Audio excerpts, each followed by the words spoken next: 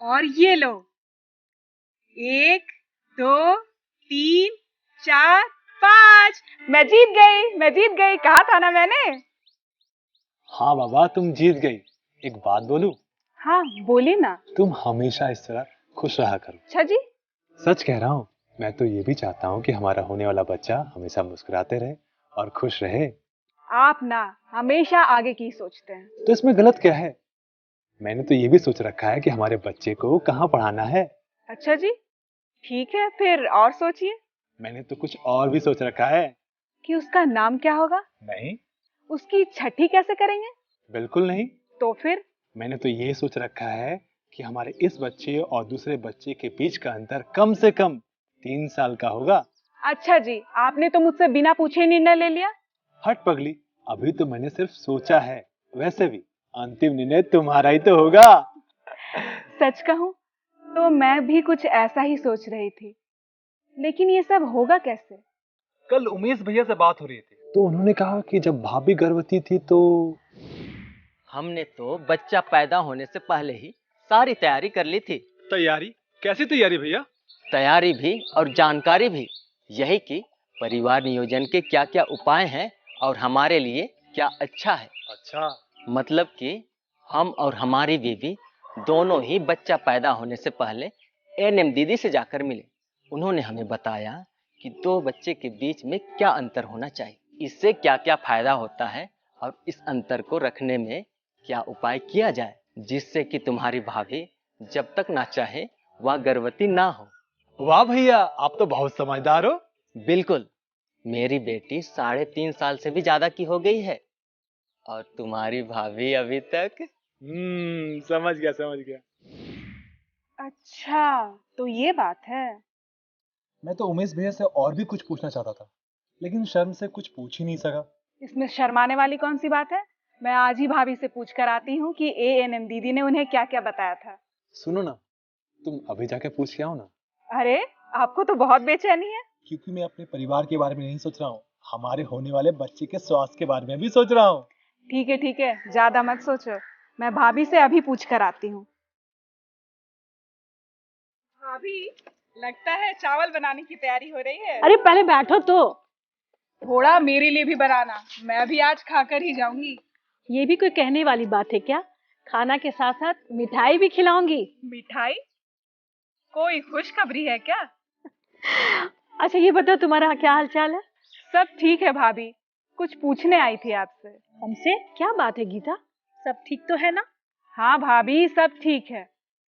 परिवार नियोजन के बारे में कुछ पूछना था, जैसे उसके उपाय क्या क्या हैं और आपके हिसाब से कौन सा अच्छा होगा।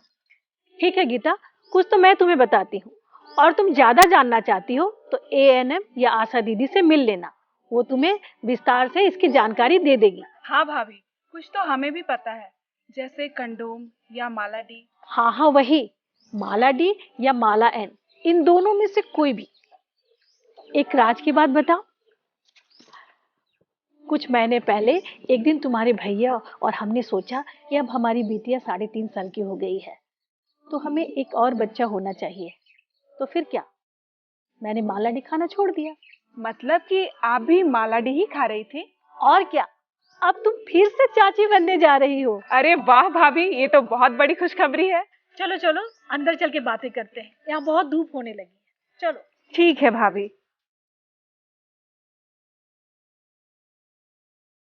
गीता, ओ गीता, किधर हो? लगता है एनएम दीदी आई है। दीदी अंदर है, आ जाइए। नमस्ते दीदी। नमस्ते।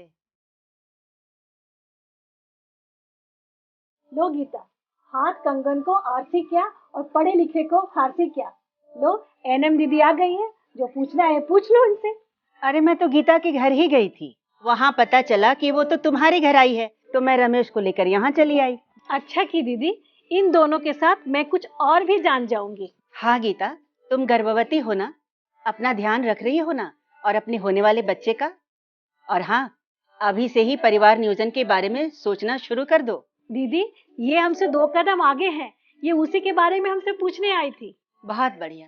दीदी, हमने इसे माला डी और माला एन के बारे में अभी इसे बता दिया है। गीता, तुम अभी गर्भवती हो, इसलिए प्रसव के बाद यदि तुम परिवार नियोजन के लिए कुछ इसी तरह का गर्भ निरोधक लेना चाहती हो तो छाया या पीओपी ले सकती हो, क्योंकि इसके साथ ही तुम अपने बच्चे को स्तनपान करा सकती हो और फिर उसके बाद तुम दोनों मिलकर जो भी उपाय करना चाहो अपने परिवार नियोजन के लिए वो अपना सकती हो। ठीक है दीदी। और वो कॉपर टी? देखो, परिवार नियोजन के बहुत तरीके हैं और तुम अपने परिवार के जरूरत के हिसाब से कोई भी तरीका अपना सकती हो। कॉपर टी भी परिवार नियोजन का एक तरीका है जो लंबे समय तक के लिए लगाया जाता है और इसे जब चाहो आप लगवा सकते हो। और आजकल तो प्राय महिलाएं प्रसव के साथ ही इसे लगवा लेती हैं, क्योंकि उस समय इसे आसानी से लगाया जा सकता है। लेकिन लंबे समय के लिए? हाँ, इसका मतलब ये नहीं है कि तुम इसे बीच में निकलवा ही नहीं सकते। तुम्हें जब भी अगला बच्चा चाहिए उस समय इसे निकलवा सकते हो। और तुम दोनों भी प्रसव से पहले ही ये सोच विचार कर लेना कि परिवार नियोजन का कौन सा तरीका तुम्हें अपनाना है, और यदि कॉपर टी ही लगवाना हो तो उसी समय लगवा लेना। दीदी, पिछले बार आपने हमें ये भी बताया था कि जब तुम्हें लगे कि तुम्हारा परिवार पूरा हो गया है तो तुम्हें नसबंदी करा लेना चाहिए। बिल्कुल, लेकिन ये ध्यान रहे कि नसबंदी परिवार नियोजन का एक अस्थायी तरीका है। दीदी, हम और गीता अब बच्चा पैदा होने से पहले ये निर्णय ले लेंगे कि परिवार नियोजन का कौन सा तरीका अपनाना है। हाँ रमेश, कोई भी तुम्हें दिक्कत हो तो हमें जरूर बताना। ठीक है दीदी, अब हम लोग चलते हैं। अरे, वो तुम्हारा खाना। अगली बार खा लूंगी भाभी। और हाँ, मिठाई भी मंगा कर रखना। ठीक है गीता, मैं कमला से थोड़ा और बात कर लेती हूँ। ठीक है।